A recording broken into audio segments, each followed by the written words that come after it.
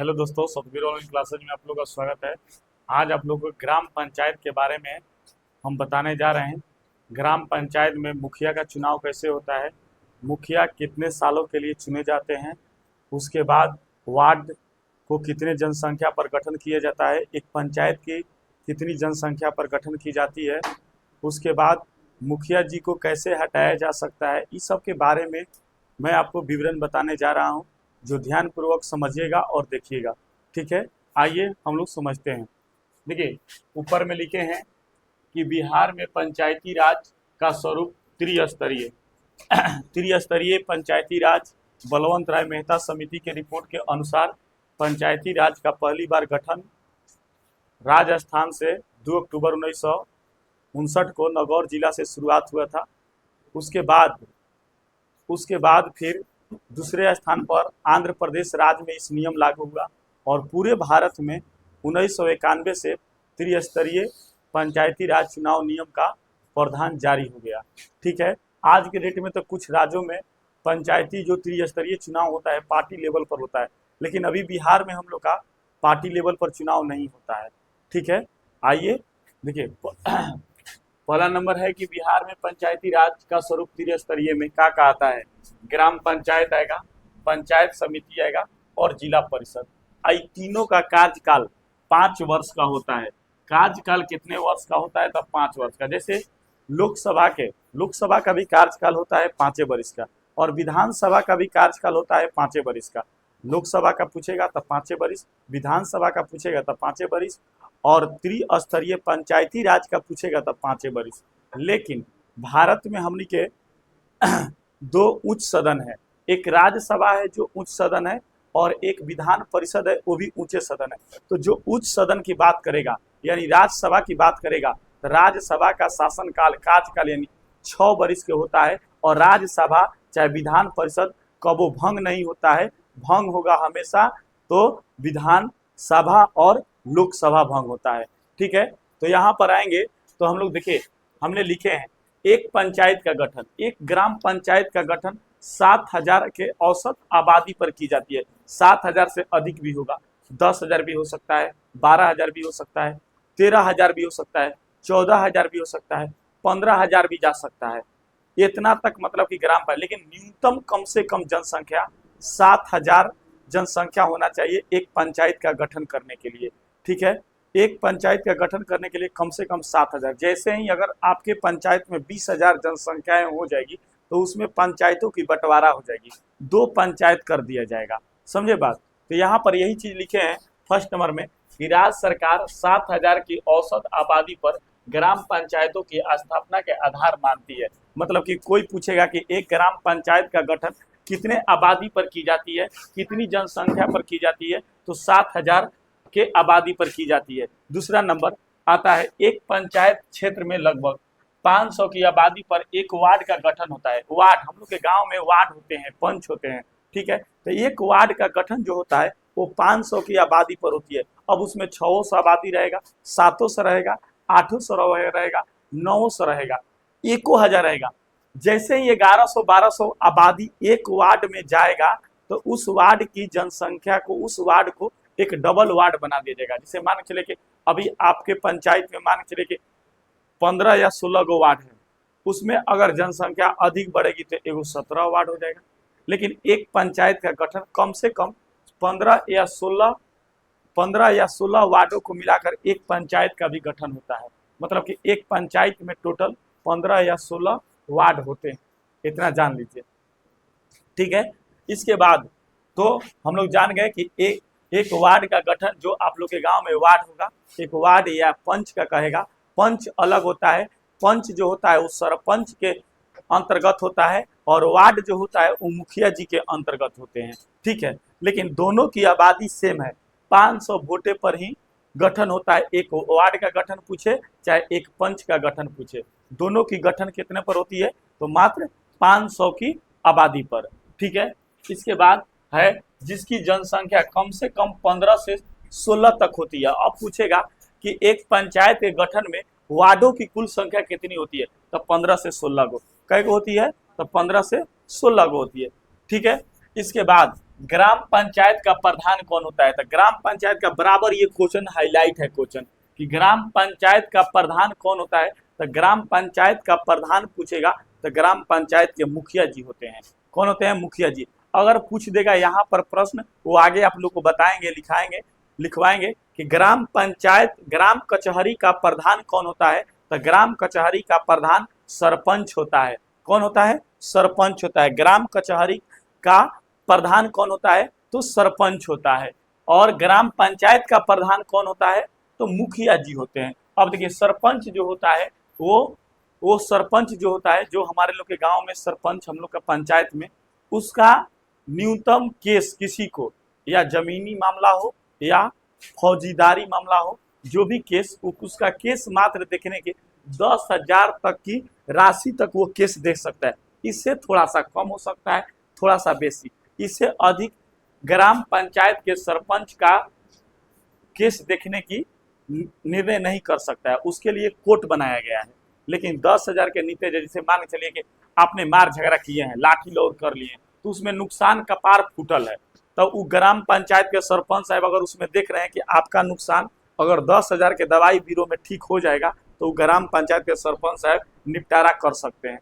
लेकिन अगर मान ला कि में मर्डर हो गई बा, तो अब वो सरपंच के बस के रोग नहीं थे। ऐसा ही जमीनी विवाद में, अगर जमीन विवाद में मान ला कि 1 कट्ठा 2 कट्ठा चाहे न्यूनतम है राशि का 10,000 से नीचे तक का है, तो उस जमीन में ग्राम पंचायत के सरपंच साहब दखल अंदाजी करके आपके केस को निपटारा कर सकते हैं। आप सरपंच के पास आप केस कर सकते हैं अपने परिवार जो भी मतलब जिससे विवाद होगा। लेकिन अगर वो 10,000 से अधिक की राशि का होगा तो वो सरपंच साहब आपका केस नहीं लेंगे। उसके लिए आपको जिला कोर्ट न्यायालय जाना पड़ेगा। ठीक है, खैर उसको आगे हम लोग को पढ़ना है। अभी हमने के मुखिया जी के बारे में पढ़ा था, मुखिया जी के कैसे हटावल जाई एकरो बारे में विवरण बताई। ओकरा बाद एकरे अंतर्गत शासन प्रणाली के इनकर काम के बारे में विवरण भी बताई, आगे देखिएगा। इसके बाद होता है कि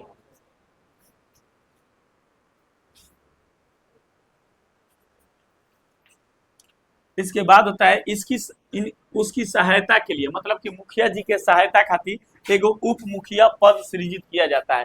ये मतलब कि कोनो काम बस मतलब कि कबो अगर मुखिया जी ना रहला तो भाई उप मुखिया भी कार्यभार दे दिए तो काम संभाल सकता। बशर्ते यही लेना कहे के मतलब बा कि ग्राम पंचायत में एगो पंचायत में टोटल 7,000 10,000 जनसंख्या बा, तो मान ला कि केहू के बारे में मुखिया जी नहीं खन जाना तो उप मुखिया जानस, उप मुखिया ओकरा भी जास ना। इ सब जौन विवरण बा आगे एकरा के देखल जी हमनी के हर पंचायत में सरकार की ओर से पंचायत सेवक नियुक्त किया जाता है। ये पंचायत जौन सेवक नियुक्त होलन एकरा के सरकार के द्वारा, ई सरकारी होलन, ई सरकार के द्वारा इनकर चुनाव ना होला, इनकर सरकार के द्वारा महीना मिलेला। हमनी के इनका के कहले जा ग्राम सेवक। का कहले जा? ग्राम सेवक। इहे सारा मुखिया जिलों के माने एक तरह से समझ तो मुखिया जिलों के लोग पीओ है। ये लोग बताई कि देखो हईसन हई काम करब तो हतना पैसा आई आ इनके लोग के माध्यम से, तो ओमे तो ये चलते एकरा के सरकार बहाली के लिए रहेला कि अगर कोनो चीज मुखिया जी गलत करी है, चाहे कहीं नाजायज जगह लोग पैसा निकाल ली लोग बिना काम कैले, तो ओमे मान ला मुखिया तो चुनाव 5 वर्ष के गाड़, तो कम से कम सरकारी ये पदाधिकारी रहेगा तो इसका वेतन काट लिया जाएगा। तो ये चलते वो डरे, वो भी काम ना करेगा। भाई क्या है गलत हम काम करी, काम तो धरातल पर दिखाना है। पहले क्या होता है कि कागज पर रोड बन के चल जाई, हाँ रोड बन गई, पैसा पास हो गई, अब पता चली कि रोडे नहीं के बनल, तो ओकर जब जांच आई तो बहाना का लिखे से एप्लीकेशन में, पहले आजकल में तो सब फोटो खिंचा रहा है, वीडियो रिकॉर्डिंग हो रहा है, उसको जांचिंग हो रहा है। पहले की मैं बात बता रहा हूँ, तो उस समय क्या होता था कि क्या कहता था लोग, बरसात आइल हा, बरखा पड़ल हा, पानी से रोडवा ढह गईला, ए चलते रोडवा दिखाई नहीं के देते, रोडवे का है। आते हैं आगे, तो भाई मुखिया जी के सहायता करने के लिए कौन रहते हैं? तो पहले नंबर उप मुखिया, उसके बाद हर पंचायत में सरकार के द्वारा एक पंचायत सेवक नियुक्त किए जाते हैं, जिनको हम लोग सचिव कहते हैं। क्या कहते हैं? सचिव की भूमिका निभाते हैं। जिसको मान के चले कि एक तरह से पढ़ा लिखा अधिकारी है, वो एक तरह से पीओ है मुखिया जी के। ठीक है, उसके बाद आते हैं प्रत्येक ग्राम पंचायत में अनुसूचित जाति, अनुसूचित जनजाति, पिछड़ा वर्ग के लिए उनकी जनसंख्या के आधार पर जगह आरक्षित करने का प्रावधान है। जैसे अभी हमनी के क्षेत्र में आरक्षित सीट बा, आरक्षित सीट बा कि उस सीट को जब भी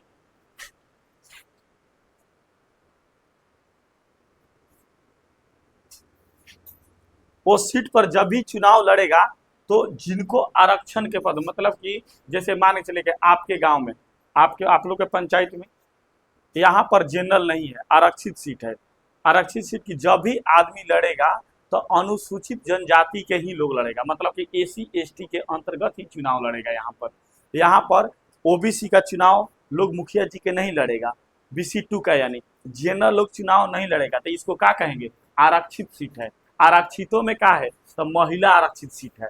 क्या है? जो महिला लोग को हर एक, मतलब कि त्रिस्तरीय में नीतीश कुमार जी के द्वारा 50% आरक्षण दिया गया था। कितना परसेंट? 50%।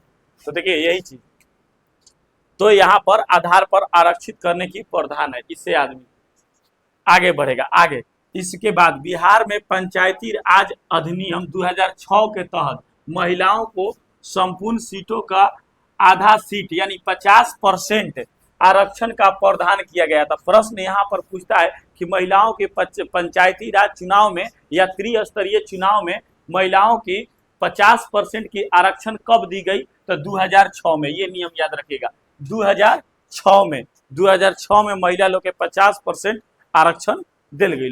अगर यही कहेगा लोकसभा के में, तो लोकसभा में 33% महिला लोग के आरक्षण बा। लोकसभा का जब चुनाव होता है तो उसमें 33% की आरक्षण महिला लोग के दिल गई। लेकिन त्रिस्तरीय पंचायती राज में इनका लोग के 50% की आरक्षण आप लोग को दिया गया है। ठीक है, इसके बाद आते हैं ग्राम पंचायत का प्रधान मुखिया होता है। ग्राम पंचायत का प्रधान कौन होता है? मुखिया। मुखिया या उप मुखिया अपने पद से स्वयं हट सकते हैं। हट सकते हैं कैसे भाई? हट सकते हैं या हटाया जा सकता है। मतलब कि मुखिया, मान लगे तारा गांव के मुखिया कोनो बिगड़ा निकल गई, कोनो कामे नहीं के करत, तो ओकरा के हटावे के प्रावधान बा।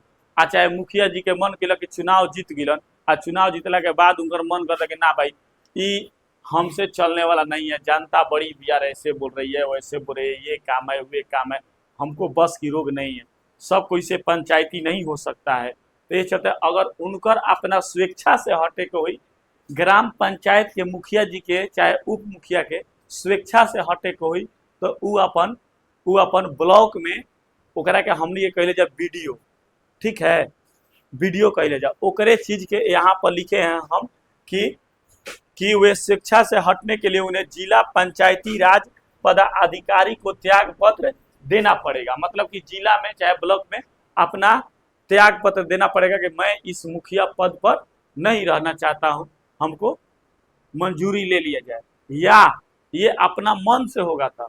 अगर जे उनका मन से ना, जब तारा गांव में जनता के हो जाई, जनता के मन हो जाई कि अगर मुखिया जी के जाके हटावे के बा, ठीक बा, तो ओकर कैसे हटी भाई?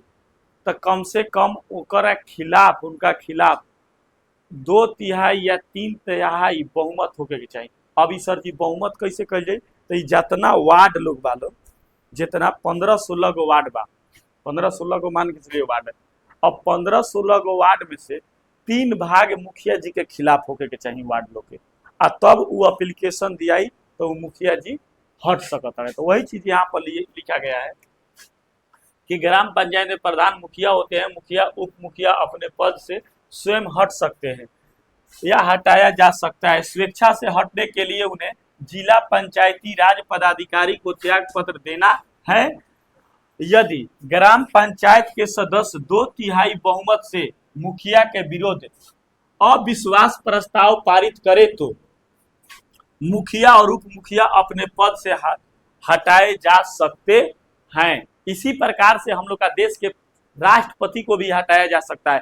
तो वो राष्ट्रपति के हटावे खातिर ओकरा के कहल जाला महाभियोग, ओकरा में भी 3/3 बहुमत होके के चाहिए राष्ट्रपति। आ राष्ट्रपति के हटावे खातिर एगो नियम बा कि 14 दिन पहले राष्ट्रपति को आपको हटाने के लिए एप्लीकेशन देना पड़ता है, कि उनको विवरण वहां पर देना पड़ता है आखिर राष्ट्रपति के तू कौना कारण से हटावल चाहता रह।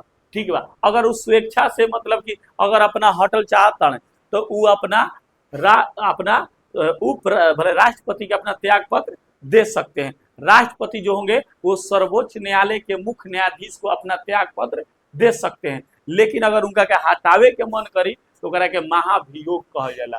का कहला तो ओकरों में 1/3 मतलब कि आपका बहुमत होना चाहिए, मतलब कि टोटल 100% में से 75% लोग के खिलाफ रहे के चाहिए, 25% तारा पक्षों में रहिए तो तार पद बाची ना। अगर मान ल कि तारा पक्ष में 50% लोग आ 50% विपक्ष हो गए तब तू पद से ना हटब, यही चीज होता है। तो ये अब इसके बाद हम लोग पंचायत में काम कार्य के बारे में पढ़ेंगे जो आगे देखेंगे। चलिए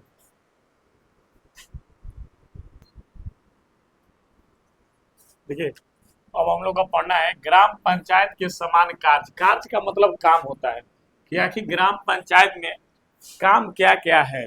इसके बाद शक्तियां पढ़ेंगे। ठीक है, तो देखिए ग्राम पंचायत में क्षेत्र के विकास के लिए वार्षिक योजना तथा वार्षिक बजट तैयार करना होता है। प्राकृतिक विपदा में सहायता करने का कार्य होता है। माने प्रकृति का मतलब जैसे बाढ़ आ गया, सुखाड़ पड़ गया, उसके बाद कहीं आग लग गया, अगलगी माने जनक हो गया, कोई घटना घट गया, उसके अंतर्गत ये सारे काम ग्राम पंचायत के मुखिया के अंतर्गत ये सब होता है। ठीक है, इसके बाद सार्वजनिक संपत्ति अतिक्रमण हटाना, मतलब कि कोई सार्वजनिक जगह पर मकान बना लिया है, चाहे सार्वजनिक जगह पर दखल कर लिया है, कोई सार्वजनिक जगह पर अपना पूरा कब्जा कर लिया है, तो उसको मतलब कि अपने प्रखंड में जाकर उसको शिकायत करना, उसका विवरण देना और उसको हटवाना।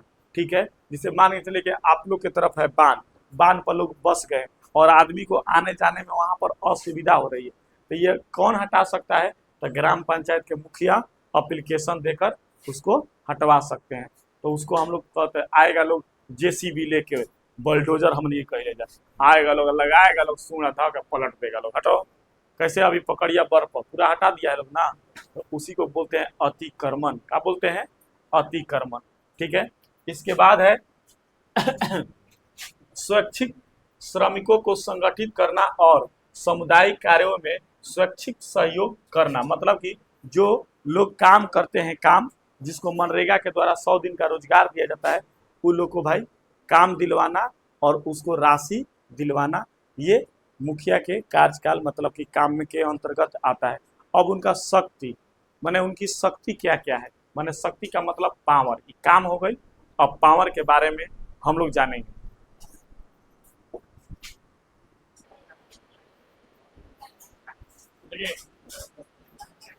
अब ग्राम पंचायत की शक्तियां, ग्राम पंचायत में भाई पावर का बात मुखिया जी को। ठीक है, देखिए संपत्ति अर्जित करने के धारण करने और उसके निपटने तथा उसकी संविदा करने की शक्ति, मतलब कोई अगर पंचायत में संपत्ति को अर्जित कर रहा है, उसको नाजायज उसका ये लोग शिकायत कर सकते हैं।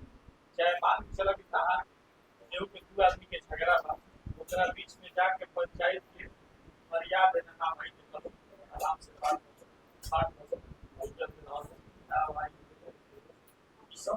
देख रहे हम तो ये शक्ति इनका पास था।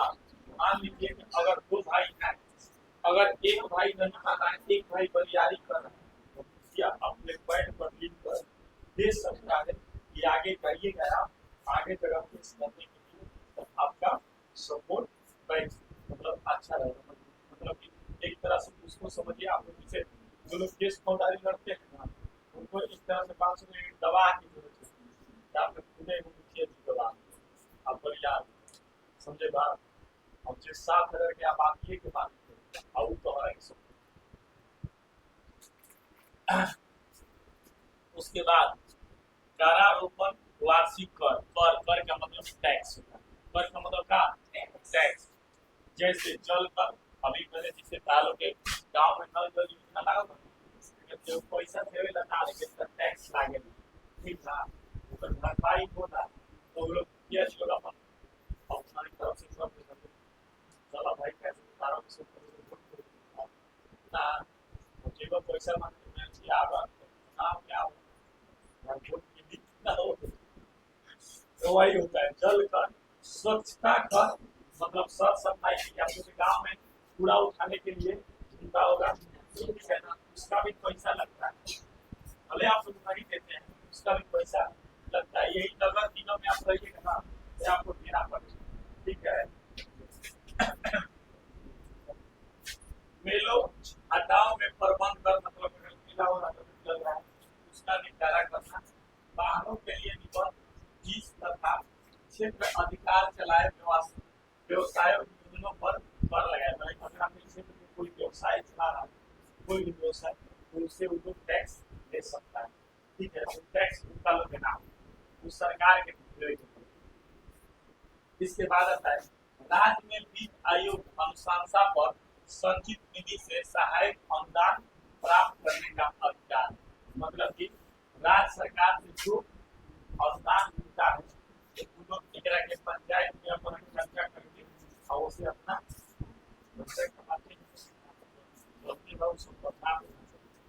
तो ये आपका ग्राम पंचायत की शक्ति के अधिकार बताती है अब इन दलों के स्रोत पर बताने जाते हैं स्रोत क्या क्या